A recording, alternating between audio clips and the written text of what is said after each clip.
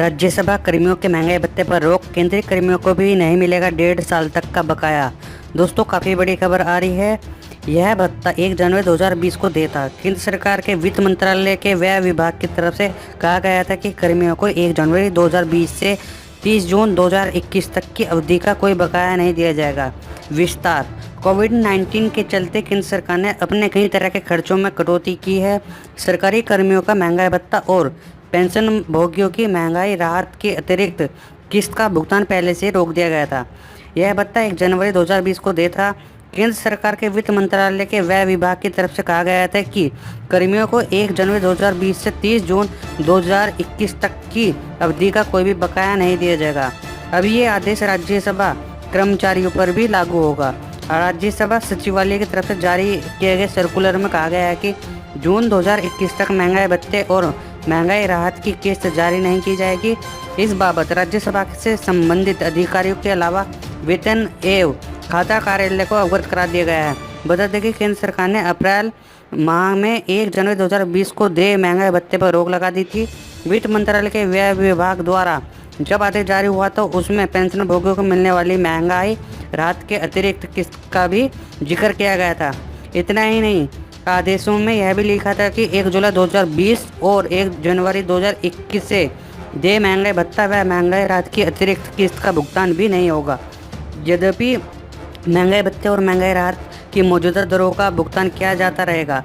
जैसा ही सरकार की तरफ से 1 जुलाई 2021 से देय महंगाई भत्ते और महंगाई राहत की भावी किस्तों को जारी करने का निर्णय लिया जाता है तो 1 जनवरी 2020, 1 जुलाई 2020 एवं 1 जनवरी 2021 से प्रभावी महंगाई भत्ते व महंगाई राहत की दरों को प्रभावी प्रभाव से बहाल कर दिया जाएगा।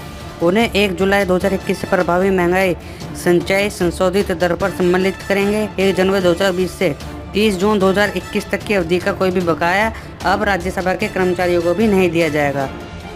कर्मचारी भविष्य निधि संगठन ईपीएफओ ने 105 करोड़ रुपए के एरियर के साथ साथ 870 करोड़ रुपए की पेंशन जारी की है, जिसमें कि दोस्तों काफ़ी बड़ी खबर आ रही है। कर्मचारी भविष्य निधि संगठन ईपीएफओ की कर्मचारी पेंशन योजना के तहत पेंशन फंड में आंशिक निकासी की सुविधा बहाल करने के फैसले को लागू करने के बाद ईपीएफओ ने 105 करोड़ रुपए के एरियर के साथ 870 करोड़ रुपए की पेंशन जारी की है।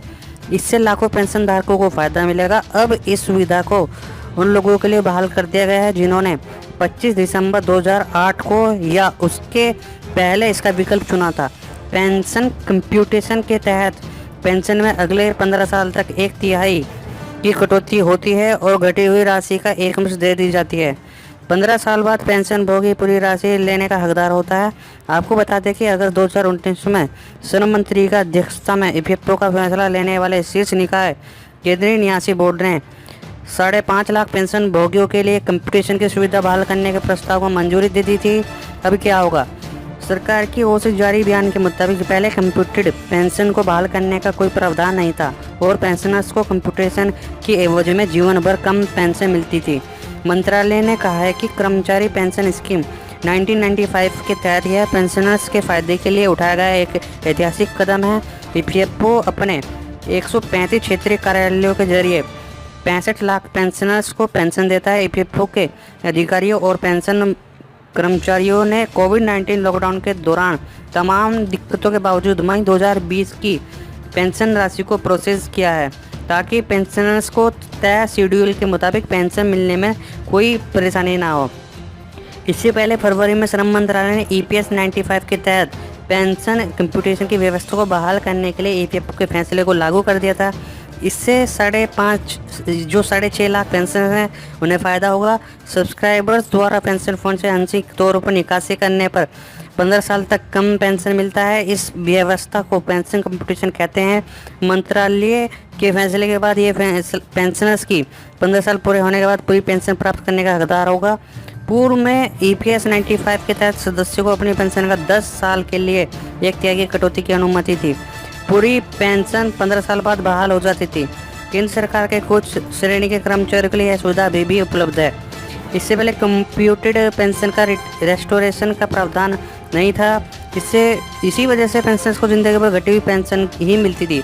कम्यूटेड जो पेंशन है इसका रिस्टोरेशन का कदम पेंशनर्स को फ़ायदा पहुंचाने के लिए EPS 95 एम्प्लॉयज़ पेंशन स्कीम 1995 के तहत एक ऐतिहासिक कदम है। इसके जरिए 6.5 लाख पेंशनर्स को फ़ायदा हुआ। पेंशन कंप्यूटेशन का विकल्प लेने वाले मासिक पेंशन में अगले 15 साल तक 1/3 की कटौती होती है और घटी हुई राशि एकमुश्त दे दी जाती है।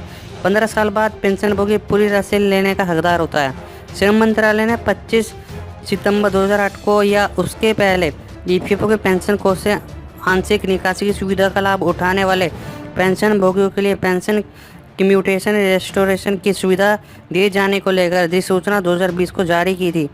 इस फैसले से 6.5 लाख पेंशन भोगियों को फायदा मिलेगा। बड़ी खबर, केंद्र सरकार के कर्मचारी को इस वर्ष वेतन वृद्धि का लाभ नहीं मिल सकेगा। इसके लिए उन्हें अगले साल तक इंतजार करना होगा। सरकार ने इस संबंध में जारी किए गए एक आदेश में यह बात कही है। सरकार की ओर से जारी किए गए आदेश में कहा गया है कि केंद्रीय कर्मचारी को वेतन वृद्धि के लिए अगले साल तक इंतजार करना होगा। कार्मिक एवं प्रेक्षण विभाग DOPT की ओर से जारी किए गए आदेश के मुताबिक केंद्र सरकार ने वर्ष 2019-20 के लिए केंद्रीय कर्मचारियों के वार्षिक प्रबंधन मूल्यांकन रिपोर्ट यानी कि एनुअल परफॉर्मेंस असेसमेंट रिपोर्ट, जिसे हम APR को पूरा करने की अवधि बढ़ा दी गई है। आदेश में कहा गया है कि इस अवधि को बढ़ाकर अगले साल मार्च 2021 तक कर दिया गया है। पहले यह अवधि 31 दिसंबर 2020 तक रखी गई थी। बता दें कि बीते मार्च में भी सरकार ने मूल्यांकन यानी कि अप्रेजल प्रक्रिया को दिसंबर तक के लिए बढ़ाया था। नया आदेश साफ है कि अब केंद्रीय कर्मचारियों को वेतन वृद्धि के लिए मार्च 2021 तक इंतजार करना होगा।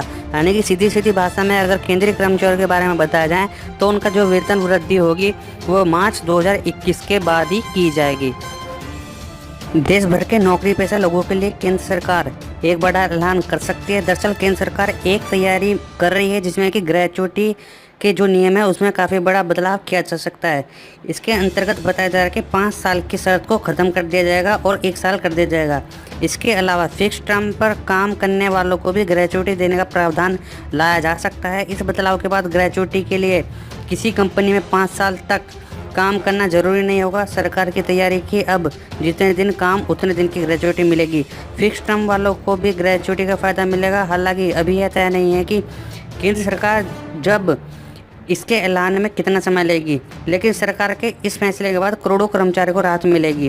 क्या है ग्रेचुइटी को लेकर सरकार की तैयारी? सूत्रों के मुताबिक नौकरी बदलने पर ग्रेचुइटी ट्रांसफ़र का विकल्प मिलेगा। सरकार ग्रेचुइटी के मौजूदा स्ट्रक्चर में बदलाव करने की तैयारी कर रही है। PF की तरह हर महीने की ग्रेचुइटी कंट्रीब्यूशन का प्रस्ताव दिया गया है। ग्रेचुइटी को भी वैध रूप से CTC का हिस्सा बनाने का प्रस्ताव है। सूत्रों के मुताबिक लेबर मिनिस्ट्री ने प्रस्ताव पर काम शुरू कर दिया है। एम्प्लॉय एसोसिएशन के साथ बैठक पर चर्चा हो चुकी है। PF ट्रस्ट के तहत ग्रेचुइटी को भी लाने पर विचार हो रहा है। हालांकि सूत्रों का कहना है कि ग्रेचुइटी मिलने का न्यूनतम समय 1 साल तय होगा। अभी सिर्फ स्थायी कर्मचारियों को 1 साल की घोषणा की गई है। टैक्स लाभ नए स्ट्रक्चर से कंपनियों को मिल सकता है। फ़ायदा, मासिक कंट्रीब्यूशन से कंपनियों को एकमुश्त रकम देने की ज़रूरत नहीं होगी। क्या होगा ग्रेचुइटी का? आसान भाषा में समझे तो किसी कंपनी में लगातार कई सालों से काम करने वाले कर्मचारी को सैलरी, पेंशन और प्रोविडेंट फंड के अलावा जो पैसा मिलता है उसे ग्रेचुइटी कहते हैं। इसका एक छोटा सा हिस्सा कर्मचारी को सैलरी से कटता है, लेकिन ग्रेचुइटी का बड़ा हिस्सा कंपनी अपनी तरफ से देती है। यह एक तरह का कंपनी का लॉन्ग टर्म बेनिफिट की तरह होता है। कौन करता है ग्रेचुइटी का भुगतान? किसी भी कंपनी में एक तय समय तक काम करने वाले कर्मचारियों को ग्रेचुइटी दी जाती है। मौजूदा नियमों के मुताबिक ग्रेचुइटी का हकदार होने के लिए कर्मचारी को कम से कम 5 साल तक एक ही कंपनी में काम करना अनिवार्य होता है। मीडिया रिपोर्ट्स के मुताबिक इस समय सीमा को 5 साल से घटा के 1 साल करने की बात हो रही है। ग्रेचुइटी एक्ट के मुताबिक जिस कंपनी में 10 या उससे अधिक कर्मचारी होते हैं उस कंपनी के कर्मचारियों को ग्रेचुइटी का लाभ मिलता है। ग्रेचुइटी का भुगतान कंपनी ही करती है। मौजूदा नियमों में के मुताबिक कैसे कैलकुलेट की जाती है ग्रेचुइटी? ग्रेचुइटी की गणित थोड़ी जटिल होती है, लेकिन चिंता न करें, हम आपको इसे भी आसान भाषा में बता देते हैं। मान लीजिए किसी कर्मचारी को 30 साल तक एक ही कंपनी में काम किया है। कर्मचारी की आखिरी सैलरी, बेसिक पे और महंगाई भत्ता जोड़ करके 50,000 रुपये बनता है। तो एक बात आपको जाननी जरूरी है कि ग्रेचुइटी का हिस्सा 1 माह में 30 दिन के बजाय 26 दिन के आधार पर होता है, क्योंकि बाकी के 4 दिन छुट्टी के तौर पर माना जाता है।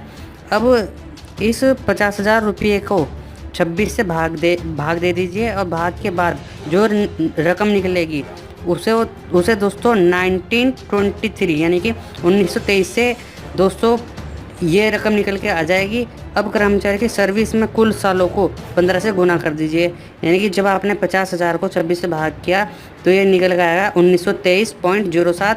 फिर इसको 15 से गुना यानी कि मल्टीप्लाई कर दीजिए, फिर आपकी वो ग्रेचुइटी निकल के आ जाएगी। तो दोस्तों दरअसल एक साल में 15 दिन के आधार पर ग्रेचुइटी कैलकुलेट की जाती है। ऐसे में 30 साल से 15 से गुना करेंगे तो रिजल्ट 450 आएगा। अब इस 450 को दोस्तों 1923 से गुना करेंगे। इस गुना के बाद कुल रकम जो आएगी दोस्तों ये आएगी 8,65,381। इस प्रकार 30 साल तक किसी कर्मचारी काम करने वाले पर उसके बेसिक सैलरी व महंगाई भत्ते के आधार पर कुल 8,65,381 रुपये की ग्रेचुइटी आपको दी जाएगी।